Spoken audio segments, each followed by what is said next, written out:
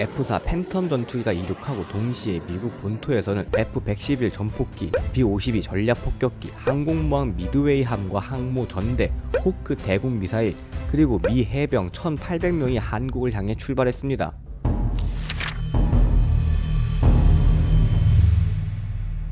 미루나무 꼭대기에, 이렇게 시작하는 동요로 유명한 미루나무. 이 나무 한 그루 때문에 북한이 지구에서 삭제당할 뻔한 사건이 있었습니다. 한국전쟁 이후 남북은 1953년부터 군사 분계선을 기준으로 대치하며 긴장 상태를 유지하고 있습니다. 남북한과 유엔군은 비무장지대 내부에 포로 교환 및 각종 회의를 원활히 할 목적으로 공동 경비구역을 설치하였죠. 영화와 각종 매체에서 시멘트 연석을 사이에 두고 남북의 군인들이 서로 노려보고 대치하고 있는 것과 다르게 1976년까지 이곳은 경계선이 없고 공동 경비구역 내부에서는 남북한 군인들이 서로 대화도 하고 담배도 피고 사진을 찍으며 교류를 할 수 있었다고 합니다. 그러면서도 서로에 대한 감시와 경계는 유지되고 있었죠. 공동 경비구역이라는 지명답게 이곳은 남과 북이 서로를 감시하는 초소들이 많이 있었습니다. 포로 교환 때 사용되어져 한번 넘어가면 돌아올 수 없는 다리 앞에는 군사 분계선 최전방에 있으면서 북한군 4번, 5번, 8번 초소에 둘러싸여 세상에서 가장 외로운 초소라는 이름의 남측 3번 초소가 있었습니다. 고립된 곳에 위치한 초소이기에 유사시 빠른 지원을 하기 위해 항상 위쪽의 남측 5번 초소에서는 이 3번 초소를 만환경으로 주시하고 있었죠. 그러던 1976년 8월 3번 초소 옆 미루나무 한 그루가 여름이 되자 5번 초소에서 관측이 어려울 만큼 울창하게 자라버렸습니다.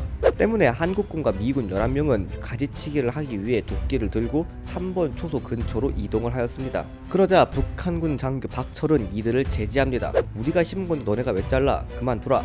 미군 중대장 보니파스는 이를 무시하고 가지치기 작업을 명령합니다. 그러자 북한군은 몽둥이와 삽 그리고 도끼로 무차별 공격을 시작합니다. 남한, 북한, 미군 수십 명이 둔기를 들고 싸움을 했고 부상자가 십수명 발생하였습니다. 도끼에 맞은 보니파스 중대장과 베럿 중위는 끝내 사망하고 맙니다. 8.18 판문점 도끼 만행 사건이죠. 이 소식을 들은 미군 측은 즉각 항의를 합니다. 유엔군 사령관인 리처드 스틸웰 장군은 전투기를 타고 급히 한국으로 들어왔고 박정희 대통령을 만났습니다. 미국 대통령 제너럴 포드는 더 이상 아시아의 공산주의자들에게 미국의 위신이 꺾여서는 안 된다고 공표했죠. 그러자 북한은 너네가 도끼 들고 와서 먼저 공격을 한 거다. 우리는 정당 방위를 한 거라며 응수를 했고 이에 미국은 데프콘 3 발동, 북한에게 책임을 지게 한다, 응징한다 라며 군사적 행동에 들어갑니다. 근데 이 군사적 행동이 북한의 생각을 훨씬 뛰어넘을 만큼 어마어마했습니다. F-4 팬텀 전투기가 이륙하고 동시에 미국 본토에서는 F-111 전폭기, B-52 전략폭격기, 항공모함 미드웨이함과 항모 전대,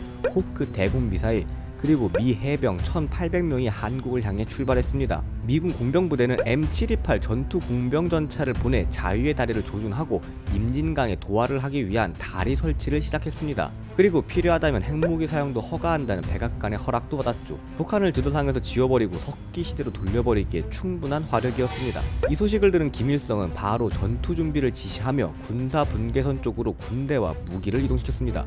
미국은 작전명 폴 버니언 작전을 시작합니다. 사건의 발달이 된 미루나무를 잘라버린다. 이걸 북한군이 막거나 공격하면 북한군의 막사를 바로 포격한다. 이때 북한군이 반격을 한다? 그러면 모든 화력을 동원해서 개성과 황해도 일대 북한군을 초토화시키고 북한으로 밀고 올라가서 황해도까지 점령한다.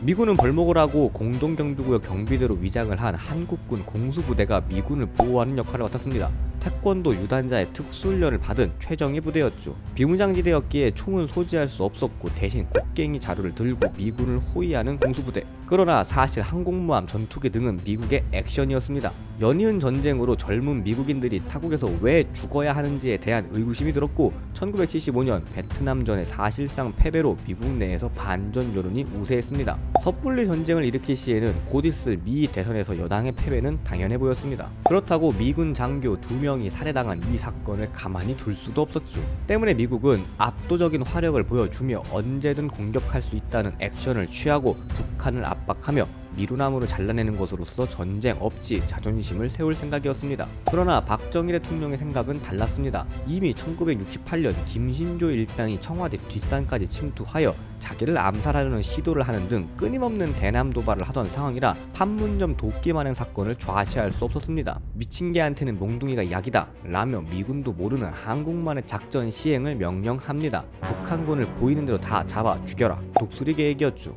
미군 몰래 방탄복 안에 권총과 수류탄을 소지하고 M16은 트럭 안에 숨겨두었습니다. 북한군이 막으러 오고 물리적 충돌이 일어나면 바로 총을 쏘고 수류탄을 던지며 공격할 계획이었죠. 한국군 공수부대 64명과 미군의 미루나무 벌목은 시작되었습니다. 북한군 150여 명이 돌아오지 않는 다리 너머에서 대치를 하였으나 걱정과 달리 무력 충돌은 없었고 미루나무를 잘라내며 상황은 종료되었습니다.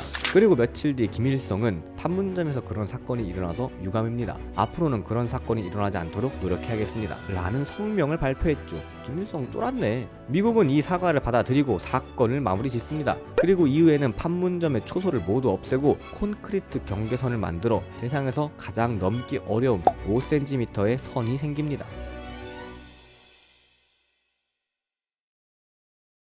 이번에도 다 아시는 얘기 봐주셔서 감사합니다.